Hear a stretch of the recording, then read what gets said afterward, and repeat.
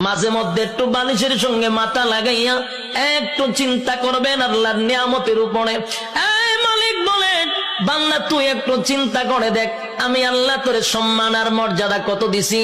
বান্দারে, তোর সম্মানের চেয়ে বেশি কারণ আমি আল্লাহ ফেরেশতার এত সম্মান দেই নাই। ফেরেশতা নূর দিয়া বানাইছি, ফেরেশতার জন্য জান্নাত বানাই নাই। মানুষ, তোর জন্য জান্নাত বানাইছি, ফেরেশতার জন্য জান্নাত বানাই নাই। তোরে সুন্দর করে বানাইছি, কোরআনে বলছি, ফেরেশতারে বানাইয়া কোরআনে বলি নাই।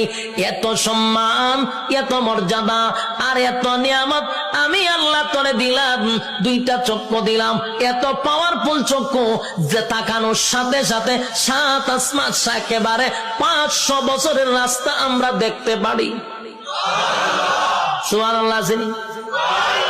এখান থেকে তাকাইলে যে আমরা নীল আকাশ তারকা দেখি, তারকা প্রায় 200-300 বছরের রাস্তা। সুবহানাল্লাহ। সূর্য এই পৃথিবী থেকে 9,30,00,000 মাইল উপরে, চাওয়া মাত্রই আমরা দেখতে পাই, ঠিক নেই? চোখের পাওয়ারটা কি মনে করছেন? চোখের পাওয়ার এত বেশি, বিদ্যুতের চেয়েও মানুষের চোখের গতি বেশি। বিদ্যুতের গতি হলো প্রতি সেকেন্ডে 1,86,000 মাইল বেগে যায়, আর আমাদের চক্ষু এর থেকে হাজার হাজার কোটি গুণ মাইল উপরে যায়। আল্লাহ এত পাওয়ারফুল দুইটা চক্ষু আমাদেরকে দান করছে। এরপরে আমাদেরকে মেধা শক্তি দিছে, ভালো বোঝার শক্তি দিছে, মন্দ বোঝার শক্তি দিছে। ফেরেশতা কিন্তু শুধু ভালো বুঝে রে, মন্দ বুঝে না। শয়তানরে আল্লাহ শুধু মন্দ বুঝার তৌফিক দিছে, খারাপটা খালি খারাপ বুঝে, ভালো বুঝে না। আর মানুষ ভালো মন্দ বুঝার তৌফিক দিছে, কথা হয় না? এতগুলো নিয়ামত আল্লাহ দিলেন, হাঁটার জন্য পা দিলেন, হাত দিলেন, চক্ষু দিলেন, মাথা দিলেন, এত সুন্দর করে কাঠামো দিয়া মানুষ বানাইলো।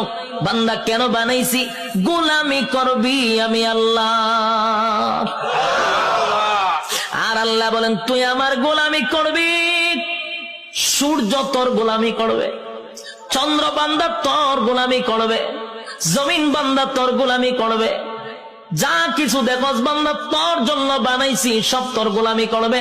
তুই শুধু আমি আল্লাহর গোলামি করবি।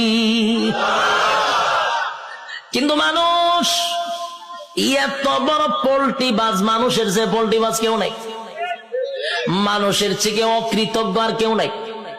মানুষ এত অকৃতজ্ঞ, একটা প্রাণীর মধ্যে